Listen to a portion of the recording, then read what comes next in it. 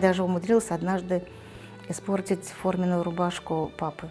Вот в руки маникюрные ножницы попали. Это ж чудо, ну что ж попробовать, что ж порезать-то? Занавески уже все повырезала, ажурными сделала. А теперь, и в общем, я ему сделала ажурные рукава. Вот, и когда пришло время утром ему одеваться, тут, конечно, такой шум, такой крик стоял в доме. Вот. Ну, в общем, вот такая вот я была. И я считаю, это были, наверное, первые шаги к творчеству.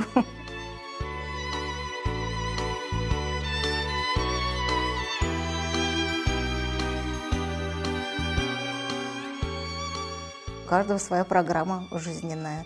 Вот, значит, в моей программе и был такой отрезок, когда надо было работать на стройке. Это тоже, скажем, дало очень хороший результат. Я и, как говорится, ткач, я и жнец, я и швец, я и строитель, я и дизайнер своего дома. Я, да, вот построила себе дом. В буквальном смысле от слова «строитель». Штукатурила, и бетон мешала, и разгружала машины, и вот блоки на свой дом сама выставила. Сама одна, с крановщиком.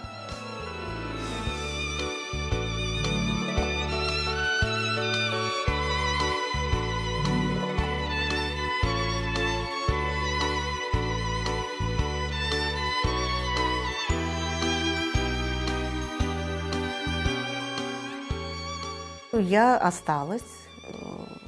Очень, ну, конечно, жалко было, что дальше не пошло. Лиля Умерова показала нам буквально первые стежки, и я пришла, стала сама пробовать. И сделала первое изделие, кисетик. Сшила его, потом сделала чехол для очков, футляр для очков, и сделала первый футляр для Корана. Принесла, когда Аиша Усманова, она, конечно, очень удивилась, и, ну все, говорит, теперь будешь ты обучать. Я говорю, как обучать? Я сама еще ничего не умею.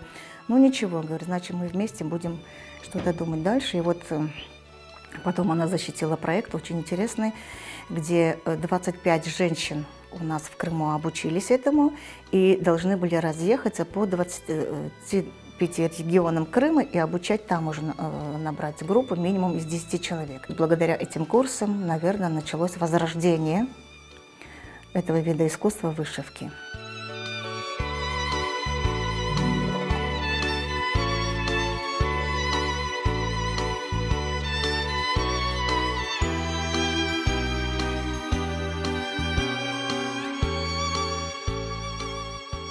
Школа у нас трехступенчатая, каждая ступень длится не меньше 5 месяцев.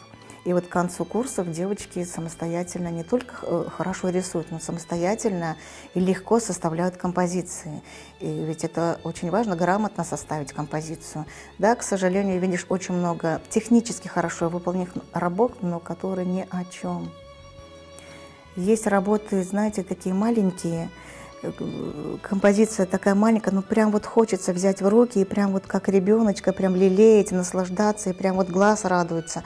А есть работы глобальные и не только в руки, даже вот просто вот, ну, даже остановиться на этих работах нет желания. И я всегда говорю, не можете сами составить композицию, берите, у нас огромное количество наших орнаментов. У крымских татар просто, ну, бесконечное количество орнаментов. Нет вот такого народа, чтобы было бы столько много орнаментов.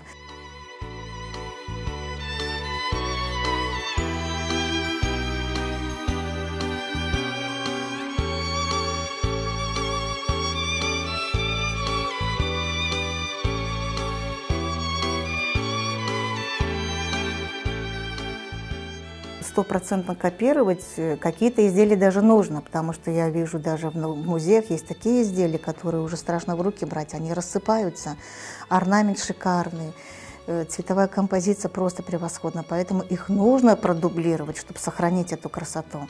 Ну, конечно, если у человека не хватает, скажем, знаний теоретических, конечно, лучше копировать, чем придумывать самим. Для того, чтобы самим орнаменты придумать, нужно учиться.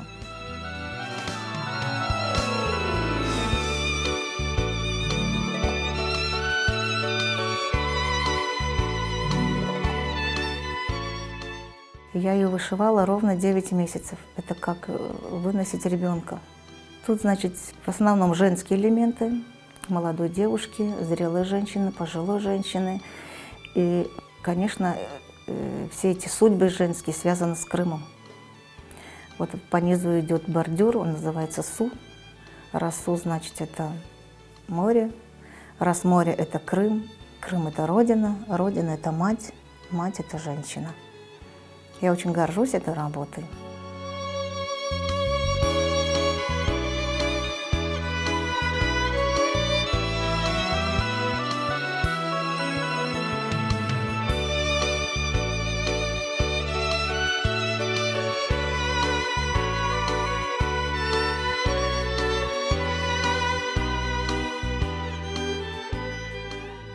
Каждая работа имеет свою историю. Почему она появилась, что меня вдохновило на это. И я это рассказываю своим внукам, своим детям. Я думаю, они сохранят это для своих потомков и будут рассказывать, как моя бабушка мне рассказывала о прекрасном Крыме. Я бы хотела, чтобы эти работы мои дети и внуки хранили как память обо мне. И не только хранили, а пользовались бы этим в своих домах. И пусть бы каждая работа, это как фотография моя была бы для них.